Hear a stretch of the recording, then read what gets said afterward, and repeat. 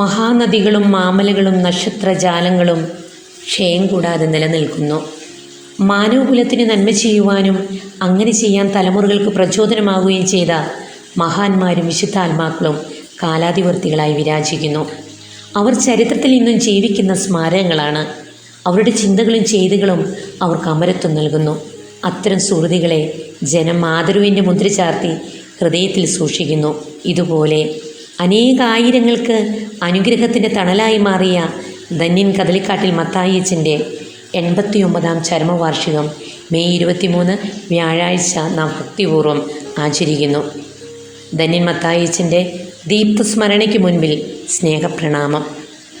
രക്തബന്ധങ്ങൾക്ക് അതീതമായി ദൈവസ്വരം സുവ്യക്തമായപ്പോൾ അതിന് കാതോർക്കുക മാത്രമല്ല, അബ്രാഹത്തെ പോലെ വിശ്വാസവും വിളിയും ചങ്കിൽ കനലായി എരിയുന്നത് തിരിച്ചറിഞ്ഞ് അത് കെടാതെ സൂക്ഷിച്ച് മുൻപേ നടന്ന ആ വന്യപുരോഹിതൻ തമ്പുരാൻ്റെ സ്നേഹശാഠ്യങ്ങൾക്ക് തൻ്റെ ദുർബലമായ അവസ്ഥകൾ വിട്ടുകൊടുത്ത് ബുദ്ധി, കഴിവ്, സമയം എല്ലാം നിത്യപുരോഹിതൻ്റെ പാദാന്തികയെ അർപ്പിച്ച് അവനിൽ നിന്ന് ബലമെടുത്ത് ബലപ്പെട്ട ഒരു തേജസ്വിയായിരുന്നു.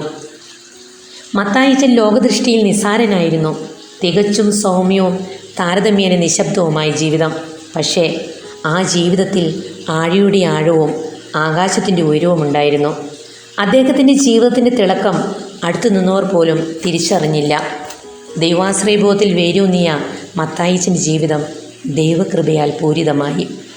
ദിവ്യകാരുണ്യ ഭക്തൻ, തിരുഹൃദയ പ്രേക്ഷിതൻ, ആത്മീയ ഉപദേഷ്ടാവ്, അനാഥരുടെയും അഗതികളുടെയും പിതാവ്, പാവങ്ങളുടെ മധ്യസ്ഥൻ, ഹരിജനോദ്ധാരകൻ, വിദ്യാഭ്യാസ പ്രവർത്തകൻ, സാമൂഹ്യ പരിഷ്കർത്താവ്, തിരുഹൃദയ സന്യാസിനി, സമൂഹ സ്ഥാപകൻ എന്നീ നിലകളിൽ നിസ്തുലമായ സേവനമാണ് അദ്ദേഹം ലോകത്തിന് കാഴ്ചവെച്ചത്.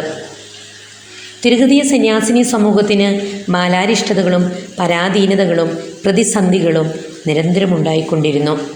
പരിശുദ്ധ സിംഹാസനത്തിൽ നിന്നുള്ള അംഗീകാരം വൈകിയപ്പോഴും തിരുഹൃദയ സമൂഹമെന്ന ചിരകാല സ്വപ്ന സാക്ഷാത്കാരത്തിനു പകരം അനാഥമഠമെന്ന മുദ്ര കുത്തിയപ്പോഴും അംഗങ്ങളിൽ പലരും ക്ഷയരോഗബാധിതരായി പെട്ടെന്ന് മരിക്കുകയും ദുരിതങ്ങളിൽ ചിലർ സമൂഹം വിട്ടുപോവുകയും ചെയ്തപ്പോഴും ദൈവപരിപാലനയിൽ അടിയുറച്ചു നിന്ന ധന്യൻ മത്തായിയച്ചൻ, ആ ദൈവിക മനുഷ്യൻ്റെ പാത പിന്തുടർന്ന് പ്രതിസന്ധികളിൽ പതറാതെ പിടിച്ചു നിന്ന സഹോദരിമാർ, അനാഥരെ സംരക്ഷിക്കുന്നതിനും ഉപജീവനത്തിനുമായി ഭിക്ഷാടനം, കൊന്തകെട്ട്, തയ്യൽ, നെല്ലുകുത്ത്, പൂക്കൾ നിർമ്മാണം തുടങ്ങിയ ജോലികൾ ചെയ്ത് സംതൃപ്തിയോടെ ജീവിച്ചു. തിരുഹൃദയ ഭക്തിയിലും ജപമാല ഭക്തിയിലും ഉപവിപ്രവർത്തനങ്ങളിലും അച്ഛൻ അംഗങ്ങളെ പരിശീലിപ്പിച്ചുകൊണ്ടിരുന്നു.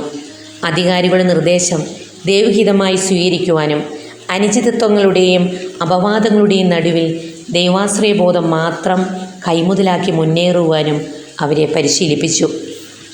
പ്രിയമുള്ളവരെ, ഇത്തരണത്തിൽ ഓരോ മക്കളും മത്തായിച്ചൻ ചെയ്തതുപോലെ ധ്യാനപൂർവ്വം ദിവ്യകാരുണ്യ സന്നിധിയിലേക്ക് പോകണം. അവിടെ ഇരുന്ന് ശക്തി സംഭരിക്കണം. അതുവഴി സാഹസികത ഉൾക്കൊള്ളുന്ന പുതിയ കാൽവയ്പുണ്ടാകണം. അങ്ങനെ നമ്മുടെ വത്സല പിതാവ് ധന്യൻ മത്തായിച്ചൻ്റെ സ്വപ്നങ്ങൾ നമുക്ക് സഫലമാക്കാം. പുണ്യപിതാവ് ധന്യൻ കദളിക്കാട്ടിൽ മത്തായിച്ചൻ പകർന്നു തന്ന ജീവിത മൂല്യങ്ങൾ എൻ്റെയും നിങ്ങളുടെയും ജീവിത വഴികളിലെ പ്രകാശഗോപുരങ്ങളായി എന്നും ഉയർന്നു നിൽക്കുവാൻ ഇടയാകട്ടെ. ആഴമായ അവബോധത്തോടെ വിളിക്കാം, നാഥ ഞങ്ങളോടൊത്തു വസിച്ചാലും.